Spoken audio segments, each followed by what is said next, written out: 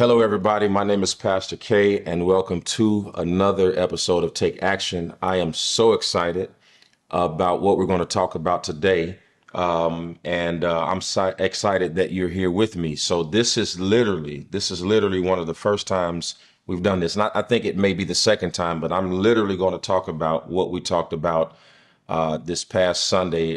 If you haven't had a chance to go to YouTube at Keion Henderson TV, I preached a sermon called "Help, I'm in Trouble," and we brought it from Psalms 51 and 8.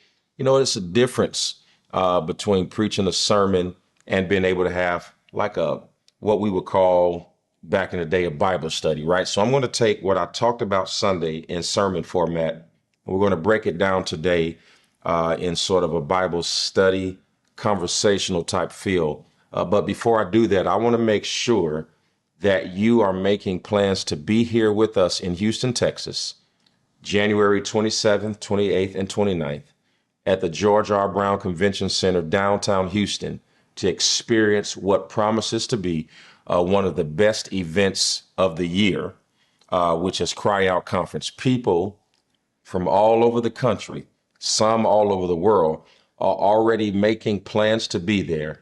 Thousands have already made their plans to be in the room, and you want to make sure that you're in the room. Now, let me tell you the importance of being in the room. And I was sharing this with my wife as we were talking today about me speaking with you. I said, we've been talking about this importance of being in the room. And I said, imagine a woman giving birth to a baby. The only people that are allowed to be in the room with her are people who are important and special.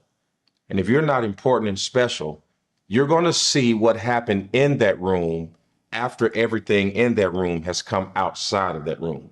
So that's the importance of being in the room. And think about it, whether it's something at the White House, whether it's an invite only party at a celebrity's home, or a movie star, or an athlete, or a billionaire's brunching. Well, all of that is by invitation only, and you have to be special to be in the room. And I believe with my whole heart that Cry Out is one of those rooms that if you are allowed by God, some way, whether it be overcoming a financial hurdle, having to travel from a long distance, having to switch your schedule around to make sure you're there, Cry Out is going to be one of those rooms. And you want to make sure you're in the room, because I believe that there are going to be testimonies. You can go on my Instagram page at Pastor Keion and see all of the interviews that I've had with a few of the speakers.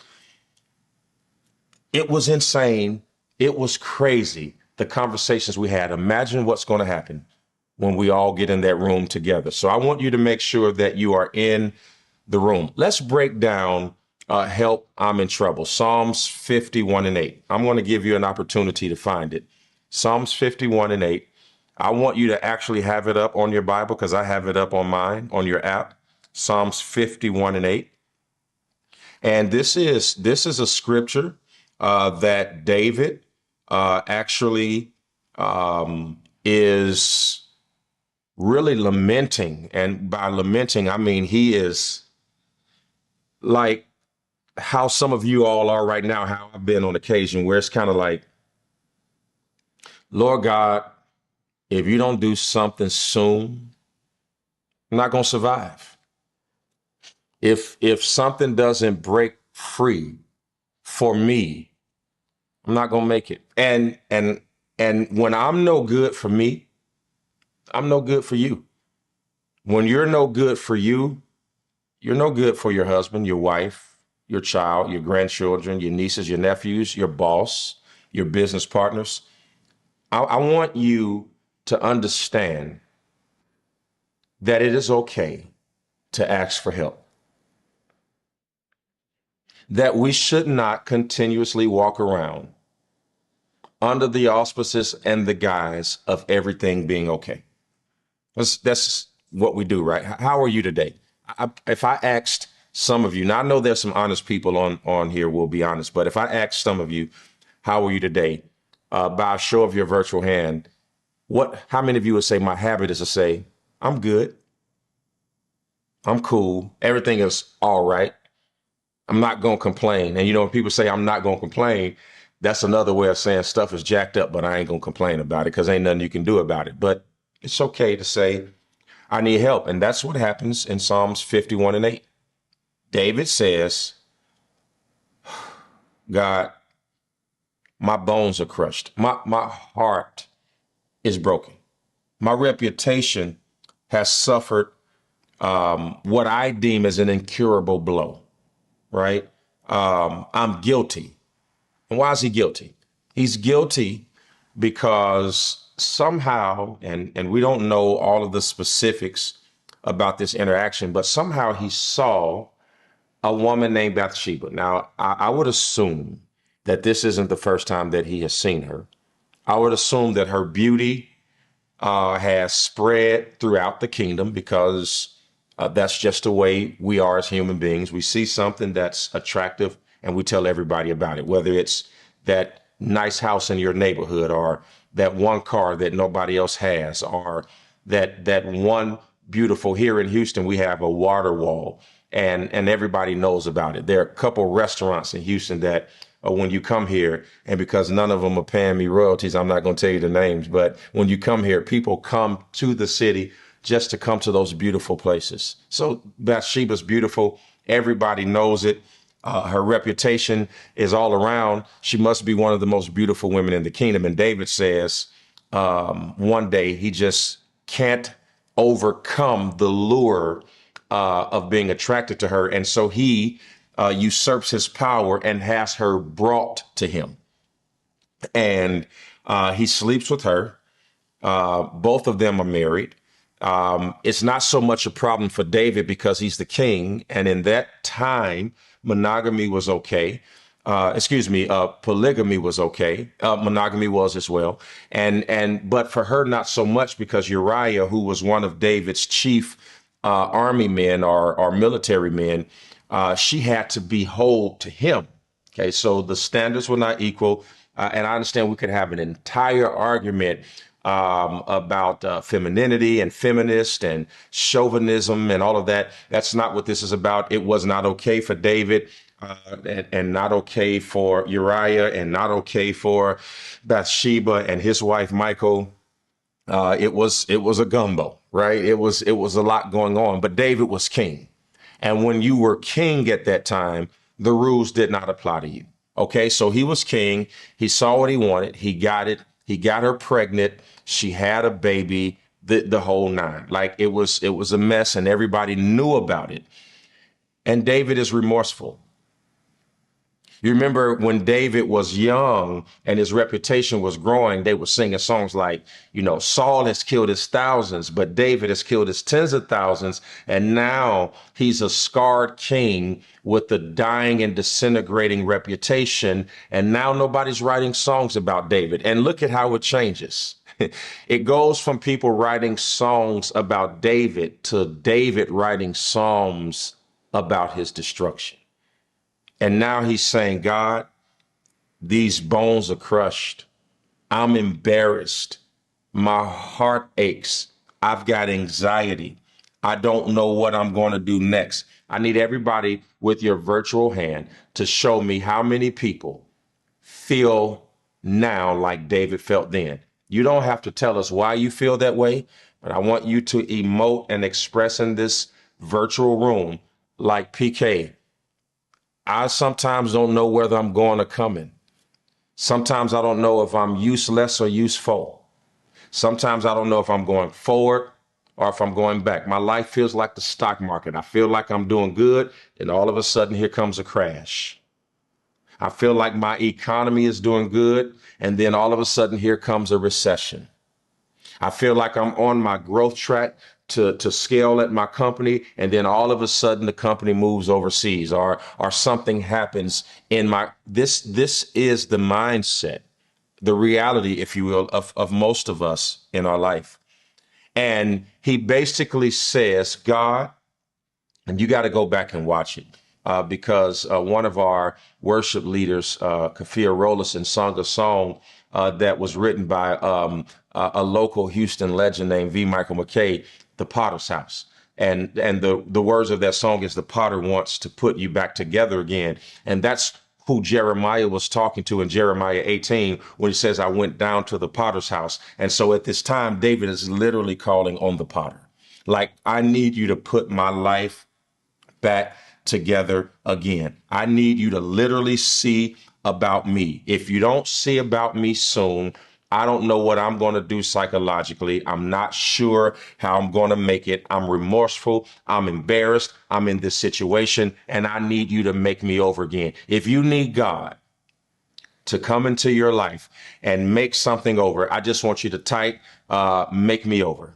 Just say, make me over. Make me over, God. I need you to make me over psychologically. I need you to make me over emotionally. I need you to make me over again financially. I need you to make me over again because I'm not enjoying the relationship the way I used to. I'm not enjoying the business for the reason I started it. I'm not enjoying the company of my friends. I'm not enjoying life. Come on. I just want you to put in the chat, say, make me over, make me over, make me over, because God will do it. He will do it. Now, in order for the potter, sometimes in order to make the clay over, he has to take it off the wheel, throw it down, get the stones out, reshape it and remold it. So sometimes you're going to have to be okay with starting over. Okay, because sometimes we want God to make us over, but what we want him to do is we want him to do it from here. God says, I might not do it from here. I might have to take you from the level you're on, take you back down, and you're going to have to be okay with that. And I can tell you there's somebody in the Bible who did this. This is David. Remember, when he was anointed king, he would go from being king, anointed by the prophet, to going back and being anointed by the sheep. And you know what I mean by that. He's going from oil to dung. He's going from palace, playing the harp for Saul, back to grass and allergies. And in order to be made over, in order for God to be able to use you, you have to be able to survive in both seasons. So everybody just type, Lord, make me over. But you have to be willing to go through that process. Now, here's what I want you to know. And this was the one of the most important parts of the message as you go back and watch this past Sunday's message called Help, I'm in Trouble, Psalms 58, 51 and 8. In order for pottery to be useful, it has to go through heat. Okay. The heat drives out everything in the pottery that's going to contribute to its weakness. I want you to imagine right now that you have a bowl or a plate that you just made out of mud. And then I want you to think about going and getting some water and pouring it into that bowl. I mean, it has its shape. It is pristine. It's got the lips around on it. Everything is great. The depth is there. It's smooth on the inside. Everything about it is right. And you pour water in it. What's going to happen? The water is going to become dirty because it's going to mix in with the mud. Why? Because the pottery will only be satisfactory after it comes through the fire. Because the fire takes the pottery through a chemical change that makes the pottery useful. Here's what I want you to know. That without the fire in your life, you don't go through the change that takes you, watch this, from purpose to content. The bowl has a purpose, but without the fire, it can never adequately hold what God is trying to put in it. I need everybody to type in the chat through the fire, because I'm telling you right now that you're not going to get it through laughter. You're not going to get it through congratulations. You're not going to get it through osmosis. You're not going to get it through telepathy. You're not going to get it through vicarious experiences. You're going to get it one way, through the fire. Through the fire. That is the only way you're going to get it. That's the only way you're going to get the courage. That's the only way you're going to get the strength. That's the only way you're going to get the finances. That's the only way you're going to start the business. That's the only way you're going to get cured from the disease. It's going to be through the fire. I need everybody to type in the chat, through the fire. The fire drives out everything that makes you weak. Did you hear me? It's the same thing with gold. Gold is made strong and it is fashioned into gold chains, bracelets, watches, rings through the fire. It has to be the fire. And listen to me, every time you see fire in your life, it is a signal that God is getting ready to do something in your life, or it is a signal. Here it is. And I didn't say this Sunday, and don't think that you can go back Sunday and think you got it. You're going to have to watch both of these, because I feel the anointing getting ready to change even things that I said then. And here is something that I didn't think about on Sunday. The fire, I said Sunday, proves that you're on God's list to be used. But as I think about it differently and more in depth, the fire actually shows you two things. It either shows you that you are being used or you're about to be used. Here's proof of both.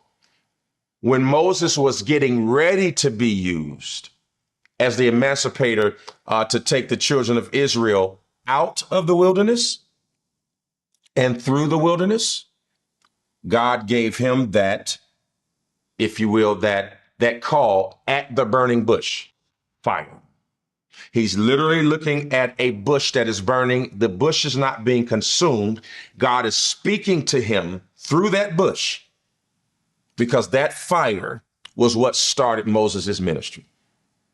On the other hand, there's a prophet named Elijah who is arguing with people whether God is God or whether Baal is God. And God sends fire down from heaven to burn up the altar that had been soaked in wood, so that way it could prove that he was with Elijah. So the fire showed us he was going to use Moses.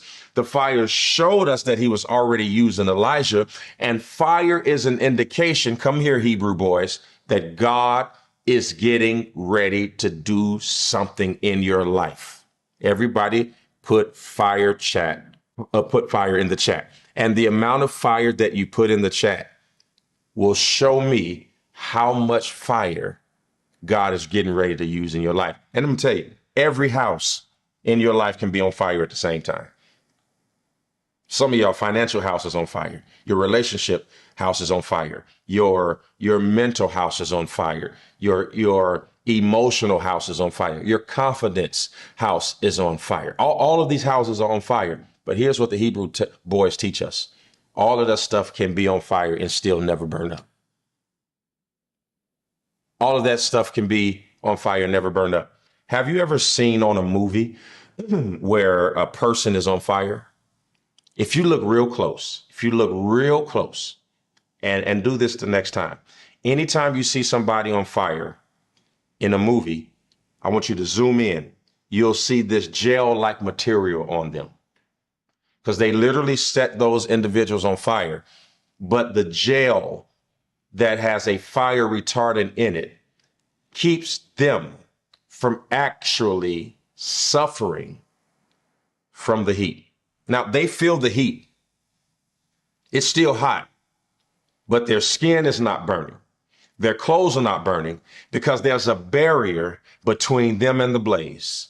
And I'm telling you right now that when God and you get in concert for the next season of your life, he's going to put a barrier between you and the blaze. And I don't want you to fret because you see the flames. I don't want you to quit because you see the flames. I don't want you to give up because you see the flames. The flames are actually proof that God has put you on the list to be used.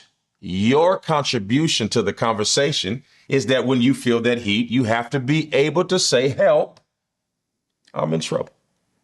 Because sometimes you ain't got this, right? Sometimes you don't have it. Sometimes you don't know what to do next. God is taking you literally through a chemical change where you're going to think about things differently. I'm trying to get you to the point where the stuff that stresses you out now, it may make you laugh in the future. I really want you to get to the point, because that's really the difference in life. The difference in life is what can you handle and what can you hold. The other day, I would say this is Tuesday, Monday, Sunday. 3 days ago, my wife had something at the church called Cocoa Conversations in Commerce. And one lady packed up an entire truck of stuff. She came from, I believe it was Atlanta or St. Louis. I can't remember. She came and she said she did so well at the business expo that it paid for her trip and transport, and she had profit. And she looked me in the face, and I thought she was going to say, thank you for this opportunity. My wife and I are standing there. She's got tears coming down her eyes, and she says, and she's probably watching this now because she says she watches all the time. And if you're not embarrassed, you can identify yourself so people can see that, as my kids say, this ain't cap, right? I ain't making it up. This is true. She said, I and my daughter almost lost it all. She was expressing life to the point where it was almost unlivable. She said, your word saved our lives. And here is what the Lord told me. She was not the only person watching that word, but there were other people watching that word who did not have a testimony that that word saved their life. They literally left the same message with the same problem. And the Lord gave me this revelation. He said, tell the people, you have the same opportunity to let the same word change your life. But if you don't do with it what she did with it, it won't do for you what it did for her. Some people are listening to this word right now. You're so distracted, you can't see over your pain. You're so distracted that you can't come to grips that you can literally have joy at the end of this conversation.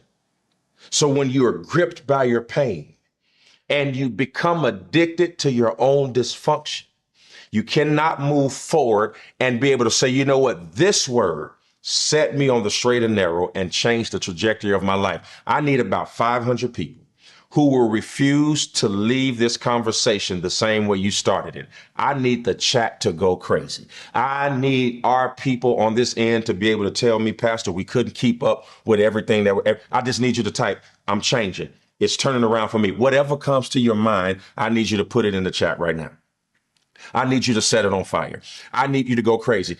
I promise you this. I promise you this. As you're doing that right now, somebody is feeling virtue coming to their body. Somebody is being encouraged. I want it to be so loud online right now that you imagine that you're in a room with 2,000 people and everybody is screaming, deliverance is coming my way. I want you to encourage everybody right now, whatever comes to your mind, because what I am telling you is if you will take this word and you tell the devil, listen, I'm back. My mind is back. My heart is back. I'm going to associate things differently. I'm not going to be down over who doesn't like me. I'm not going to be trying to impress everybody. I'm not going to be down because they didn't pat me on the back. I know what my motives are. I know who God called me to be. I know what my thought processes are. And since I'm coming from a great place, I'm going to enjoy the place I'm coming from and not the place they receive it. That's what David's dilemma is because temporarily he lost the association with the joy of his salvation. I hope this is helping you. And here's what the Lord told me. He says, after I take you through this fire, I want you to understand what I'm actually doing as you are my vessel. Please hear the words that are coming out of my mouth. I did not know this until just a few days ago, that the Hebrew word for vessel can be translated to bag. Now, this is going to kind of be, you never seen me do nothing like this before, because normally when you see me at this camera, you probably know it's other people in the room with me. But well, can you bring me that bag over there? I literally, I swear to you, this is not planned. This was for you, right? It's so y'all just forgive me. We got to have cameramen. So I know y'all think I'm here running all these cameras and doing all these mic, but I'm not in this room by myself. This is a bag of clothes that I took off of the hanger and put them in the bag to give away. I just started doing it today. And why do I have this bag? Because see this bag right here, if now I don't want to be biased, but if you are a minority, this bag means a lot. Like if you're a minority, this bag is also a suitcase. Just think about when you moved. How much stuff you put your duvets, your comforters, your pillow in this bag.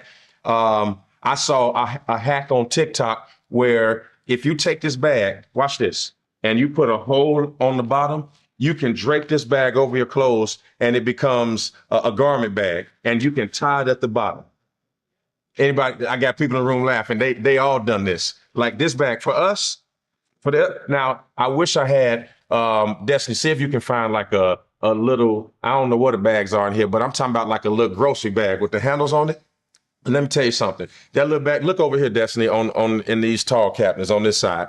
If you know the bag that I'm talking about, it's the little white bag. It got the handles on it. Now, sisters, that could be what? It could be an umbrella, because if your hair getting wet, you can put one of them bags on. When I grew up in my house, those bags went into the little trash can in the bathroom. It might be over here too, Destiny. I got Destiny looking around here. She looking for bags, and that'll work. That'll work. Bring me that Target bag. That'll work. This'll work. I want you to imagine this bag is plastic, right? Now, sisters, you ain't never done this? You ain't done that? Or have you put it in a small trash bag in the bathroom, in a trash can? This bag right here, yeah, well, you put your lunch in it, and then you know how you do this? Everybody know what that bag look like, sitting in the refrigerator. Right, because when I looked up the word vessel, it meant bag. And bag by definition meant flexible container. So literally, God is saying, when I'm putting you in the heat, I'm actually making you flexible so you can hold whatever I put in you. Like I can put clothes in here, but I can also fill it with water.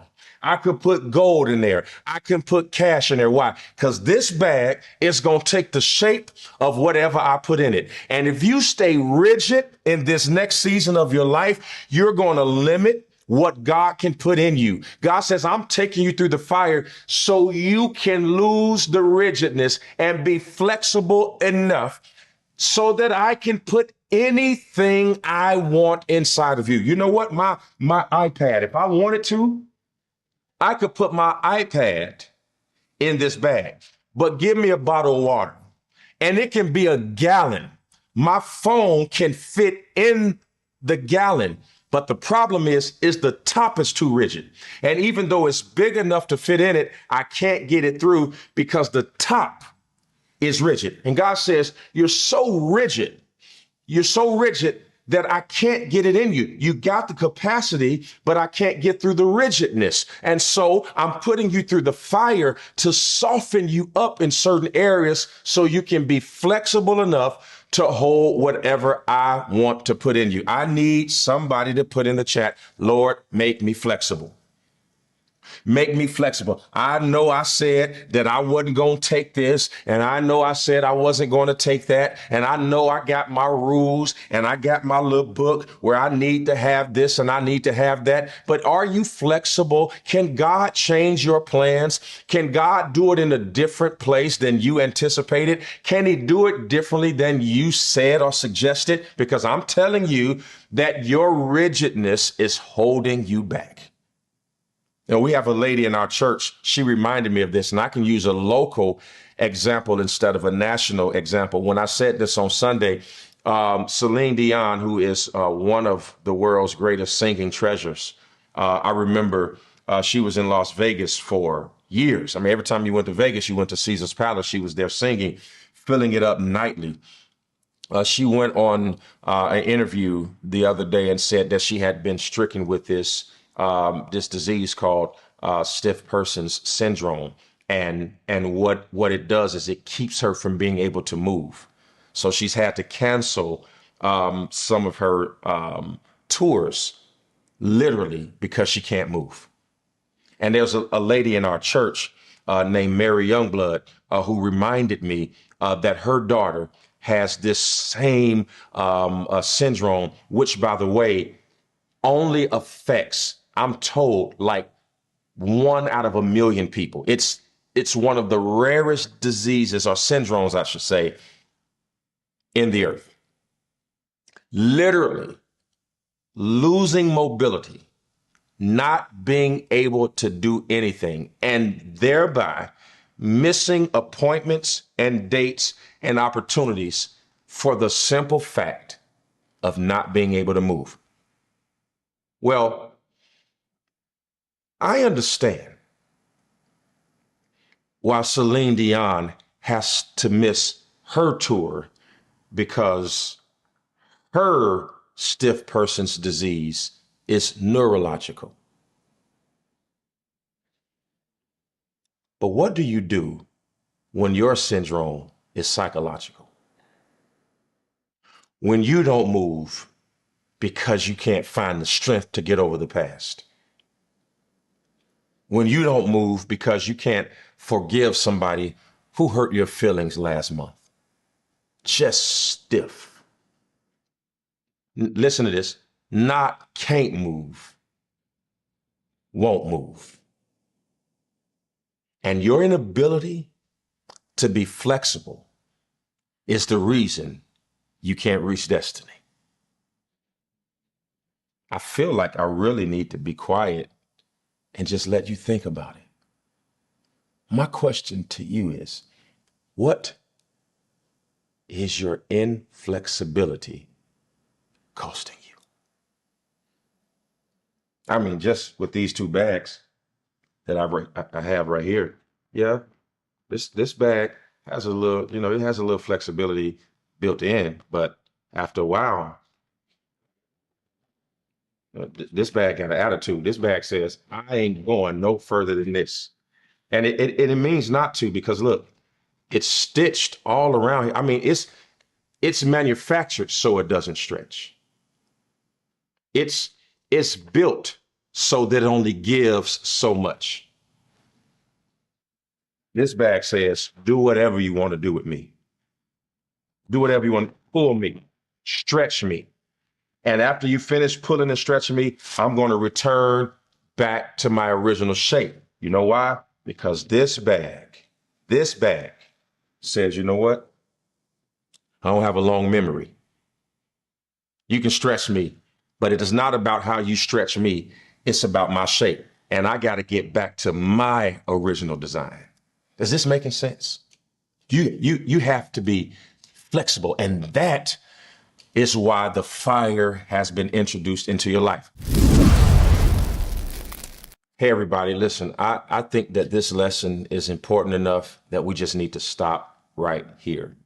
This literally is going to end up being a 3-week small series. You're going to have Sunday, Help, I'm in Trouble. You've got this one that you just finished watching. And guess what? Next week, we're going to come back and we're going to start right back on this subject, because I believe so many people are hurting and so many people are fractured and broken that this is the season for you to get your fight back. And you're going to have to fight and dance on your broken bones. Listen, we're going to give today. If you're a tither, just type in the chat, I'm a tither. That means you give 10% of all of the increase that God gives you. This is the end of the year, so you want to make sure that the latter is stronger than the former. Make sure that the end of your year is strong, and don't use God's money to buy Christmas gifts and to buy presents underneath the tree. Give God what's due him so you never have to make a choice. Let me tell you, I speak over your life that the time is going to come where you won't have to use credit to get Christmas presents. The time is going to come where you won't have to borrow from your savings account to fund your checking account. You're going to have both, and God is able to do it all. If you're not a tither, I ask you to be a grace giver. And what do we call a grace giver here at the Lighthouse Nation? Right on Take Action. We use Psalms 112 as a great barometer for our giving. We say, you know what? We're going to give $112. Some are going to give it monthly.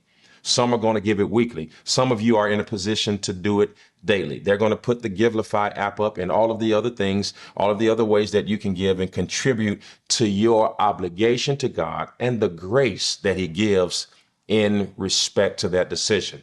And Psalms 112 says that wealth and riches shall be in my house, and it shall endure forever. I speak wealth and riches in your house, in your bank account, over your family, your children's children, and it will endure forever. Be blessed in the field and in the city. And I'll see you next week as we continue for the third opportunity straight on Help, I'm in Trouble. I'll see you next week.